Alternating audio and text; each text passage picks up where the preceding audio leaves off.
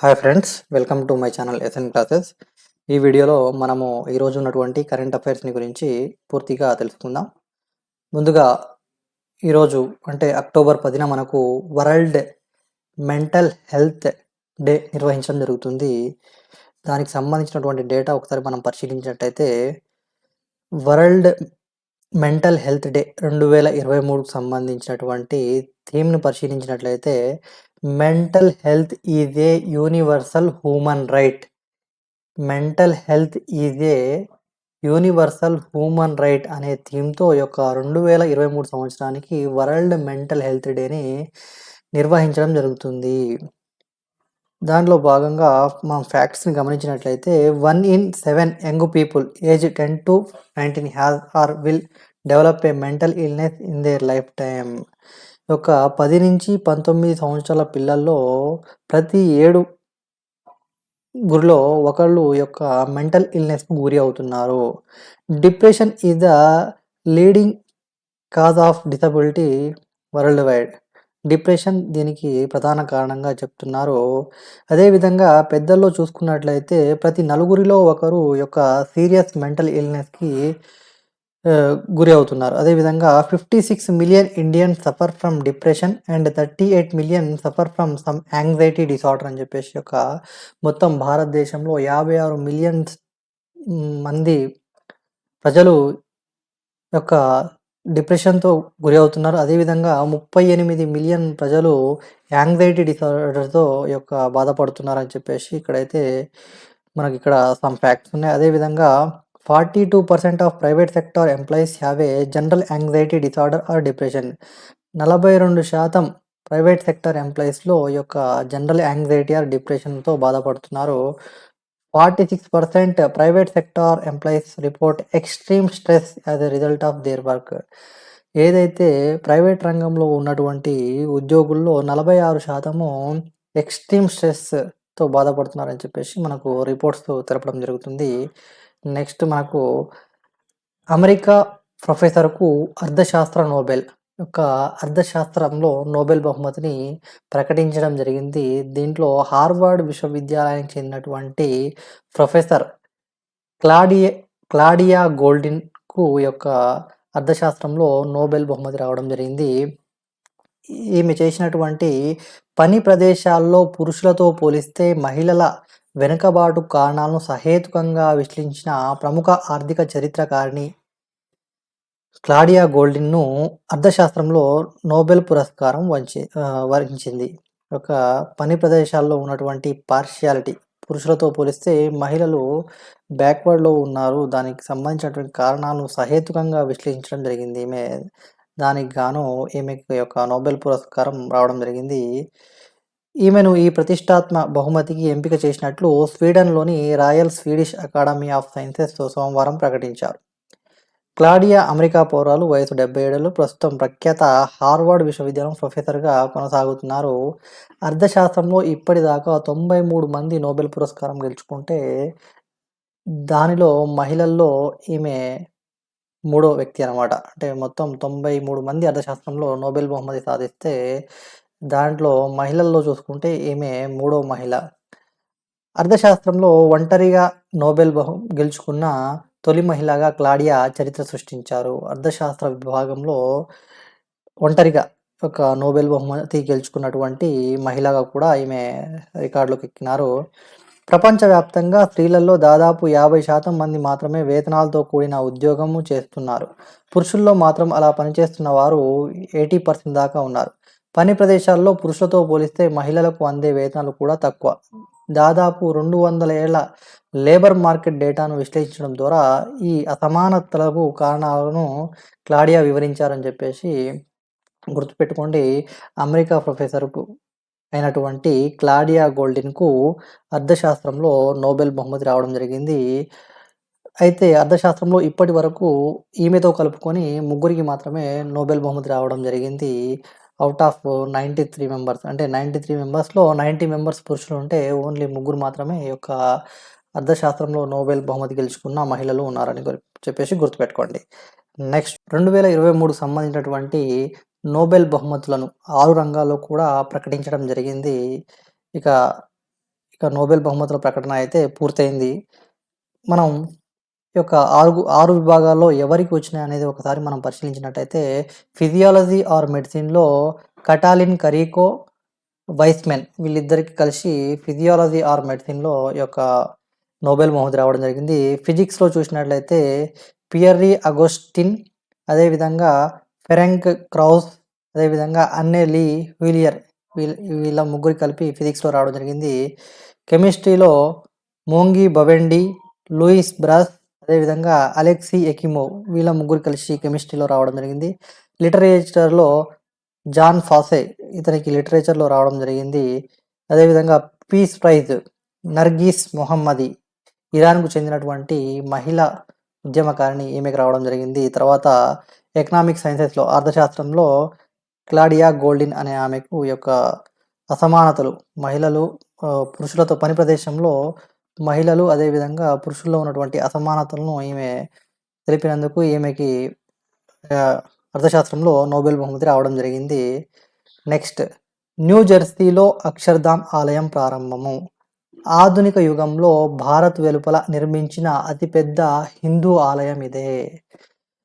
అంటే భారత్ వెలుపల యొక్క కొత్తగా నిర్మించినటువంటి అతిపెద్ద హిందూ దేవాలయము న్యూ జెర్సీలోని అక్షర్ధామ్ ఆలయం న్యూ జెర్సీలో ప్రారంభించారు. దీన్ని న్యూ జెర్సీలోని రాబిన్స్ విల్లేలో నిర్మించినటువంటి అక్షర్ధామ్ ఆలయాన్ని ఆదివారం మహంత్ స్వామి మహారాజ్ సమక్షంలో భారీ వేడుక నిర్వహించి ప్రారంభించడం జరిగింది. దీనికి 2011లో దీని నిర్మాణము ప్రారంభమైంది. మొత్తము 183 ఎకరాల్లో అక్షర్ధామ్ పేరుతో నిర్మితమైన ఈ ఆలయాన్ని ఇప్పటికీ వివిధ ప్రాంతాల నుంచి విచ్చేస్తున్న హిందువులు, ఇతర మతస్థులు దర్శించుకుంటున్నారు.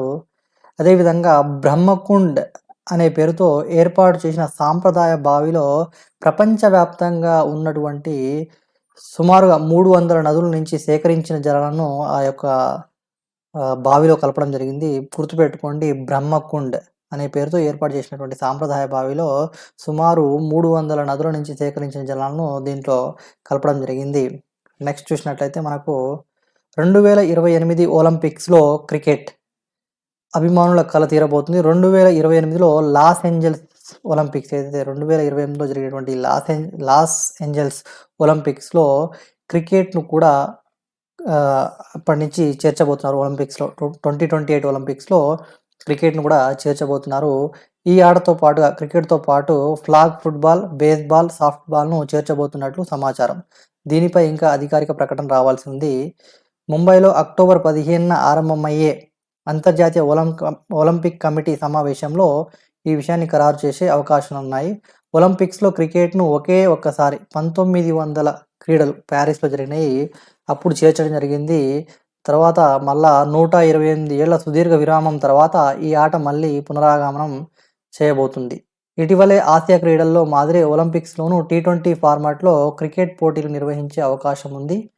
గతేడాది కామన్వెల్త్ క్రీడల్లో మహిళల క్రికెట్ అరంగేట్రం చేసింది. తాజాగా హాంగ్జో ఆసియా క్రీడల్లో పురుషుల, మహిళల విభాగాల్లో తొలిసారి క్రికెట్ పోటీలను నిర్వహించారు.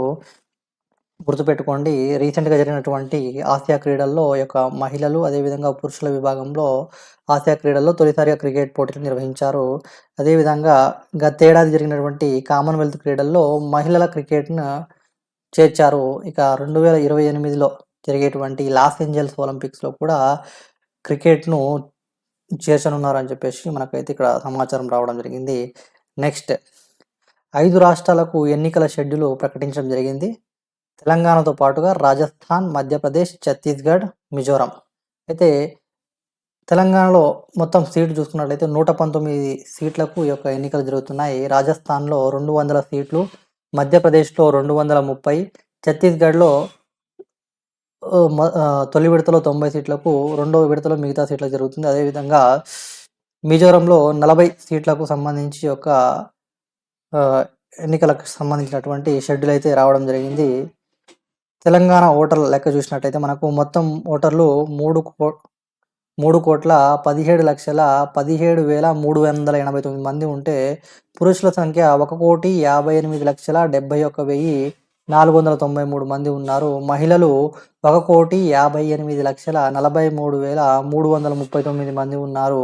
స్త్రీ పురుష ఓటర్ల మధ్య నిష్పత్తి చూసినట్లయితే 998 ఉన్నది. ట్రాన్స్‌జెండర్లు 2,557 మంది ఉన్నారు. దివ్యాంగ ఓటర్లు 5.06 లక్షల మంది ఉన్నారు. 80 ఏళ్లు పైబడిన ఓటర్లు 4.43 లక్షలు.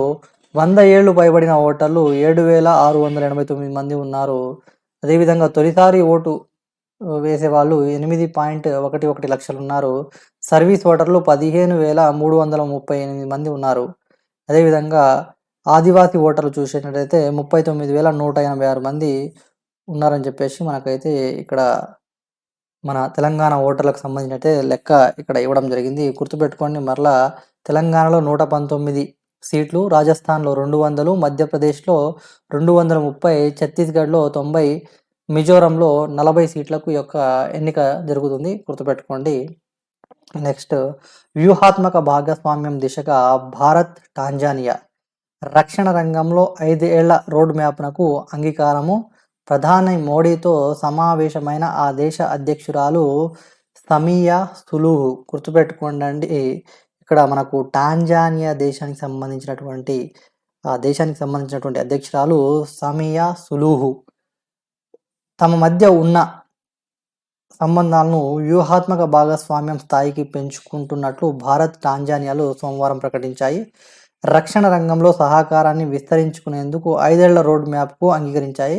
ప్రస్తుతం భారత పర్యటనలో ఉన్న టాంజానియా అధ్యక్షురాలు సమియా సులుహు హసన్ ప్రధానమంత్రి నరేంద్ర మోడీతో భేటీ అనంతరం ఈ ప్రకటన వెలువడింది. డిజిటల్ డొమైన్లో సహకారము, సాంస్కృతిక అంశాలు, క్రీడలు, సముద్ర పరిశ్రమలు సహా 6 అంశాల్లో 2 దేశాలు ఒప్పందాలు కుదుర్చుకున్నాయి. వాణిజ్యం, పెట్టుబడులకు సంబంధించి భారత్, టాంజానియాలు ముఖ్య భాగస్వాములన్న మోడీ, స్థానిక కరెన్సీలో వాణిజ్యాన్ని పెంచడానికి 2 దేశాలు అంగీకరించాయని సమియా సమక్షంలో పేర్కొన్నారు. అంతకుముందు టాంజానియా అధ్యక్షురాలికి రాష్ట్రపతి భవన్ వద్ద అధికారిక స్వాగతం లభించింది. అదేవిధంగా నేడు యొక్క గౌరవ డాక్టరేట్ కూడా ఆమెకు ప్రదానం చేయబోతున్నారు. ఢిల్లీలోని జవహర్లాల్ నెహ్రూ విశ్వవిద్యాలయం మంగళవారం టాంజానియా అధ్యక్షురాలు సమియా సులుహు హసన్కు గౌరవ డాక్టరేట్ ప్రదానం చేయనున్నట్టు కేంద్ర విద్యాశాఖ సోమవారం తెలపడం జరిగింది. అదేవిధంగా భారత్, టాంజానియా మధ్య సంబంధాల బలోపేతంలో కీలక పాత్ర పోషించినందుకు ఆ దేశ తొలి అధ్యక్షురాలికి జేఎన్యూ గౌరవ డాక్టరేట్ ప్రదానం చేయనుంది. తాను భారత విద్యా వ్యవస్థ ఉత్పత్తిని హైదరాబాద్ ఎన్ఐఆర్డిలోని ఐటీఈసీ కేంద్రంలో శిక్షణ తీసుకున్నానని ఆమె గర్వంగా చెప్తున్నారని ట్వీట్ చేయడం జరిగింది. గుర్తుపెట్టుకోండి, టాంజానియా దేశానికి సంబంధించినటువంటి అధ్యక్షురాలు సమియా సులుహు హసన్. గుర్తుపెట్టుకోండి. నెక్స్ట్ చూసినట్టయితే మనకు ఉత్తరప్రదేశ్ ముఖ్యమంత్రి గారు డాల్ఫిన్ను రాష్ట్ర జల జంతువుగా ప్రకటించారు. ఉత్తరప్రదేశ్ రాష్ట్ర జల జంతువుగా డాల్ఫిన్ను ప్రకటించడం జరిగింది. అయితే ఉత్తరప్రదేశ్లో గంగా, యమున, చంబల్, ఘాగ్రా వంటి నదులలో ఈ యొక్క డాల్ఫిన్లు ఎక్కువగా కనిపిస్తాయి. ఉత్తరప్రదేశ్లోని గంగా డాల్ఫిన్ల జనాభా సుమారు 2000గా అంచనా వేయబడింది. World wide fund for nature WWF మరియు అటవీ శాఖ బృందాలు ఇటీవల ఉత్తరప్రదేశ్లోని హాపూర్ జిల్లాలోని ఘర్గంగాలో GPS సహాయంతో డాల్ఫిన్లను లెక్కిస్తున్నాయి. ఇక సింధు నది డాల్ఫిన్స్ కూడా ఉన్నాయి. ఇవి గంగా నది, ఇప్పటివరకు చెప్పుకున్నది గంగా నది డాల్ఫిన్స్ అయితే ఇప్పుడు సింధు నది డాల్ఫిన్స్ ఇప్పుడు పాకిస్తాన్లోని సింధు నది దిగువ ప్రాంతాల్లో మరియు భారతదేశంలోని పంజాబ్లోని సింధు నదికి ఉపనది అయిన బియాస్లో మాత్రమే కనుగొనబడింది. ఈ యొక్క సింధు నది డాల్ఫిన్ అనేది 1 ఫిబ్రవరి 2019 అంతరించిపోతున్న సింధు నది డాల్ఫిన్ పంజాబ్ రాష్ట్ర జల జంతువుగా ప్రకటించడం జరిగింది. ఈ యొక్క సింధు నది డాల్ఫిన్ను పంజాబ్ రాష్ట్ర జల జంతువు కూడా ప్రకటించడం జరిగింది. గంగా నది డాల్ఫిన్ భారతదేశ జాతీయ జల జంతువుగా ప్రకటించబడింది. కేంద్ర పర్యావరణ మంత్రిత్వ శాఖ అక్టోబర్ 5ని జాతీయ డాల్ఫిన్ దినోత్సవంగా ప్రకటించింది. కేంద్ర పర్యావరణ మంత్రిత్వ శాఖ కూడా అక్టోబర్ 5ని జాతీయ డాల్ఫిన్ దినంగా ప్రకటించింది. గుర్తుపెట్టుకోండి. Next, WHO launched the SPECS Specs 2030 sorry అండి. WHO has launched the specs 2030 initiative to ensure quality I care. ఒక క్వాలిటీ ఐ కేర్ కోసము WHO స్పెక్స్ 2030 అనే ఒక ఇనిషియేటివ్ని తీసుకురావడం జరిగింది. గుర్తుపెట్టుకోండి. The initiative AIIMS to help member countries address the issue of spectacles while ensuring quality I care అని చెప్పేసి ఒక స్పెక్స్ 2030 యొక్క ఇనిషియేటివ్ని WHO ప్రారంభించడం జరిగింది. అదేవిధంగా Indian navy begins humanitarian assistance and disaster relief exercise Chakravat in Goa. Indian navy రీసెంట్గా humanitarian assistance and disaster relief HADR అనే ఎక్సర్సైజ్ను, దానికి చక్రవాత్ అని అంటారు, దానిని గోవాలో ప్రారంభించడం జరిగింది. అదేవిధంగా జిఐ ట్యాక్స్, రీసెంట్గా వచ్చినటువంటి జిఐ ట్యాక్స్ని పరిశీలించినట్టయితే క్యాష్యూ నట్స్ ఆఫ్ గోవా, గోవాలో ఉన్నటువంటి క్యాష్యూ నట్స్కి, అదేవిధంగా sweet Rasabali of Odisha sweet అయినటువంటి రసబలికి, అదేవిధంగా ఖామ్తి రైస్, తాంగ్సా టెక్స్టైల్, ఇవి అరుణాచల్ ప్రదేశ్కి సంబంధించినటువంటి వీటికి జిఐ ట్యాగ్ రావడం జరిగింది. మరొకసారి గుర్తుపెట్టుకోండి, జిఐ ట్యాగ్స్ అనేవి ఎగ్జామ్ పాయింట్ ఆఫ్ వ్యూలో వెరీ ఇంపార్టెంట్. మనకు గోవాకు సంబంధించినటువంటి క్యాష్యూ నట్స్, అదేవిధంగా ఒడిషాకు సంబంధించినటువంటి స్వీట్ రసబలి, అదేవిధంగా అరుణాచల్ ప్రదేశ్కి సంబంధించినటువంటి ఖామ్తి రైస్ అండ్ తాంగ్సా టెక్స్టైల్కి జిఐ ట్యాగ్ రావడం జరిగింది. నెక్స్ట్ యొక్క మా కంటెంట్ మీకు నచ్చినట్లయితే మా వీడియోస్ని లైక్ చేయండి, షేర్ చేయండి, కామెంట్ చేయండి. అదేవిధంగా మరిన్ని అప్డేట్స్ కోసము మా ఛానల్ను సబ్స్క్రైబ్ చేయండి. Thank you.